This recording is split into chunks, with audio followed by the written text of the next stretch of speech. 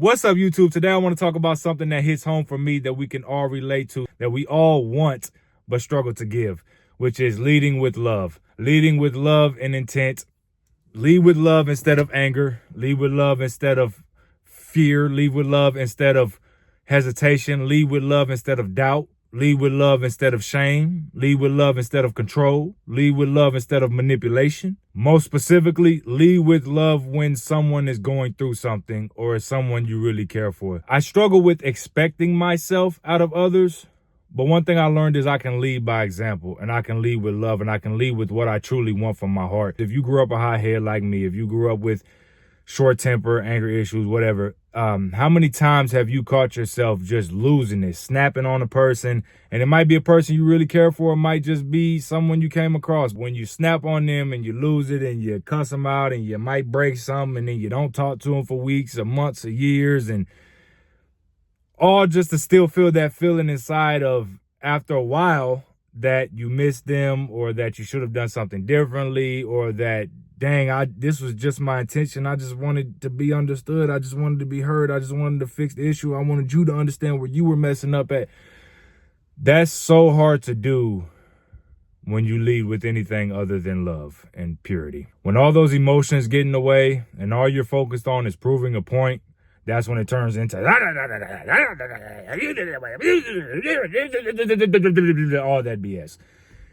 And as I talked about in one of my recent videos, when you do all that yelling and cussing, it took me my entire life, y'all, to realize when you do all that yelling and cussing, you really don't be heard or understood. No way. It's a waste of your energy anyway. No way anyway. It's a waste of your energy. As humans, we're all selfish. And that's what makes life and interactions kind of hard sometimes, right? Because it's our life. It's your life. You deserve every right to be selfish in some incidences. But in terms of dealing with other people and having relationships with people, I'm learning you have to be selfless with others. So if you know you want to patch something with the person, lead with that instead of blaming them for their mistakes. Now, look, it's something I've struggled with for a long time, and it wasn't until it happened to me with somebody that I really care for that I had to learn. Being selfish humans causes us to get trapped in our thoughts and our feelings, and whether we're assuming or whether we're going on facts or not, usually it's coming from trauma. We're all so quick to want to blame the other person for what we feel. That's what always tripped me up. That's why it's hard to even, it took me so much growth to relay this message over a lot of years, because I was always so stuck on, if you made me feel a type of way, it's your fault, because I be chilling. When I'm not bothered, when I'm not messed with, I'll be chilling. So if you did something to irritate me, it's your fault. It's like a double-edged sword. Check out my double-edged sword video, because while they did something to spark a trigger, every adult is responsible for their reaction. So it's on you to dissect why you're feeling what you're feeling. Why did you react this way? And what is the true message you're actually trying to get across? Usually anger, depression, sadness, a lot of those hardcore emotions are coming from either a cause, something that's been building up, or confusion on what you're actually feeling. Emotions can be so blinding, and then it's like your heart and your mind never want to work together. So as you've all heard, life is a matter of balancing the mind, body, and spirit. So when the mind and the heart are going against each other, it's very hard to dissect what you're feeling. Again, you're responsible for your reaction as an adult, which brings me to dealing with confrontations with somebody you love. Add those two things together. It was very hard for me for a very long time, because my instinct is to react out of anger. My instinct is I go flight or flight, survival mode. I take it 0 to 100 sometimes too quickly. I learned over time I can't do that if I actually want a positive result out of what I'm feeling or out of the issue. So if I'm dealing with another person and I just want them to understand that they hurt me or that they disrespected me, instead of yelling, ready to fight, ready to cut them off, ready to make it way bigger than it has to be, instead of doing all of that, I could lead with, hey, you made me feel betrayed as a friend or whoever because you did this. You understand what I'm saying?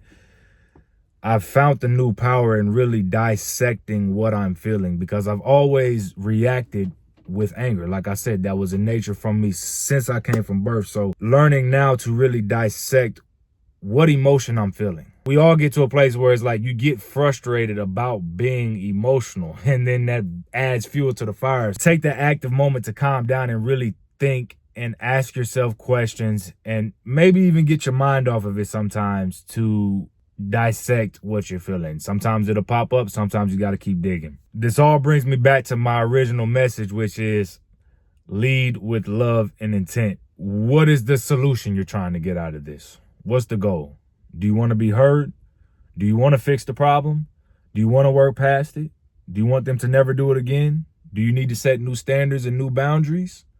Or are you going to cut them off? Is it worth cutting them off? Have you tried new routes? Have you talked to them multiple times about it? Have you gave them the chance and the time to heal and fix it? I say lead with love because usually it's not even about you. Maybe they're in their own zone. You know, again, we all got our own life to attend to. So maybe that person's in their own zone. So what are you trying to achieve by leading with love? Leading with emotion doesn't get you very far. You're often thinking irrationally, you're thinking dumb, you're thinking off the first thought that comes to mind. And again, these two can trigger each other. Your brain will trigger what you're feeling, and you can feel something that can sprawl bad thoughts. It's a weird game. It's a weird game. But what I'm learning is take that time to dissect what do you actually want in life in general, with people, with family, with friends, with coworkers, with yourself. Put yourself first so you can dissect how to go about it with another person. And if you feel mistreatment from a person, talk to them first. Dive in on the issue. Be mature about it. Lead with love. Lead with your intent. It might be the title to this video. Lead with your intent or lead with love. We'll see when I type it up. Because ultimately, if you still want something to do with this person, it's worth leading with love. It's worth leading with your intent. It's worth leading with the idea of, hey, this is what I'm feeling. This is what I thought it was, but this is what I actually want. And are you okay? What can we do? What needs to be adjusted? This also applies to yourself. You got to be real with yourself. If you lead with love, if you lead with action, if you lead with solutions, that's a way better chance to get what you actually want out the situation. Pay attention to your wants and your needs and lead correctly. Don't lead with all that other negative BS, because you might end up regretting it. It's the golden rule. Treat others how you want to be treated.